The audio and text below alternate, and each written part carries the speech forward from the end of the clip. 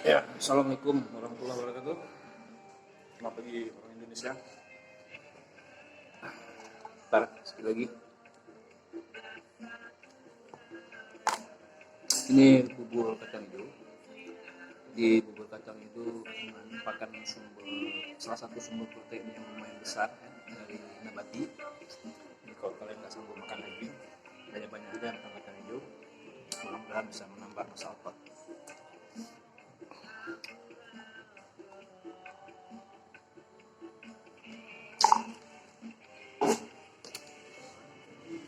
Nah, hari ini bulan Juli, udah tanggal 4 ya, bulan Juli, udah lama. Saya melihat sebuah tema di Facebook yang mengatakan diet kantong plastik. Apa itu diet kantong plastik? Diet kantong plastik itu artinya ya mempersedikit pemakaian kantong plastik. Misalnya kalian pakai kantong plastik dalam sehari itu 5 biji, nah mungkin dalam melakukan diet ya cukuplah dua kantong plastik atau satu atau malah sama sekali tidak ya. Tapi saya rasa dalam zaman seperti sekarang ini sangat sulit sekali untuk tidak memakai kantong plastik. Kita belanja ke pasar pakai kantong plastik, beli kue pakai kantong plastik, beli minuman pakai kantong plastik. Oh, ada yang bilang bawalah kantong sendiri dari rumah supaya tidak menggunakan kantong plastik.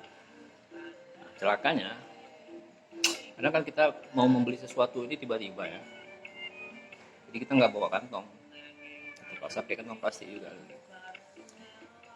di mana-mana orang memakai plastik. Nah, kemudian kenapa nggak kita hilangkan saja pemakaian kantong plastik? Tidak usah lagi dengan diet. Kalau diet kan masih ada, berarti di diet makanan tetap makan walaupun jumlahnya di sedikit. Nah, untuk plastik ini agak-agak rumit nih sepertinya. Zaman sekarang ini material itu kan semakin berkembang. Orang mencari material yang semakin murah, semakin kuat, berdaya tahan yang berdaya tahan tinggi, dan punya berdaya tahan lama dan mudah didapat. Nah, yang paling penting adalah mudah didapat dan murah. Kalau kita mau menghilangkan sama sekali pemakaian plastik, sekarang pertanyaannya, adakah material yang sudah bisa menggantikan pemakaian plastik? Dan saya sudah baca beberapa penelitian tentang pemanfaatan bahan-bahan tertentu sebagai pengganti plastik. Misalnya ada pembuatan kantong plastik dari tepung singkong ya. Tepung singkong ini ada mengandung ya seperti selulosa ya, yang bisa diolah menjadi plastik, menjadi lembaran-lembaran tipis seperti plastik.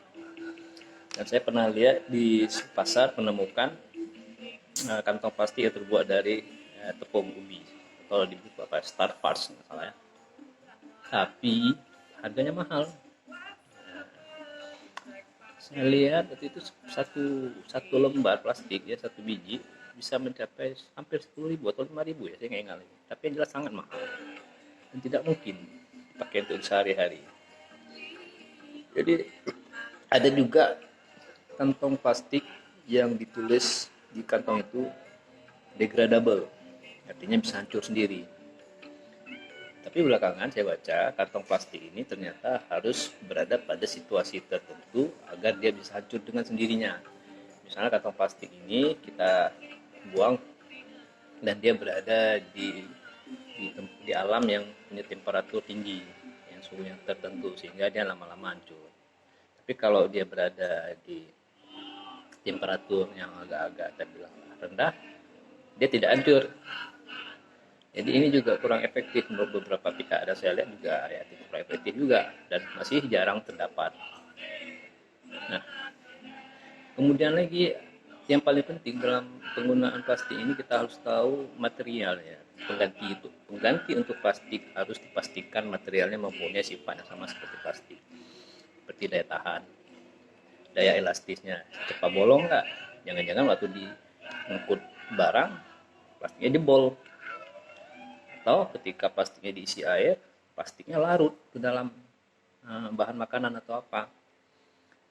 Atau plastiknya ketika ditaruh di tempat terbuka, plastiknya malah hancur, padahal di dalamnya masih ada makanan-makanan. Nah kemudian lagi, ada nggak bahan yang murah seperti plastik? Hanya dengan 10.000, 20.000 kita bisa dapatin 100 kantong plastik. Nah, ini menjadi tantangan terbesar bagi kita semua untuk menemukan bahan pengganti plastik. Insya Allah kita akan menemukannya suatu hari nanti. Sebenarnya sih sudah, cuma masih harganya aja masih mahal ya. Oke, kawan-kawan sekalian, terima kasih. Assalamualaikum warahmatullahi wabarakatuh.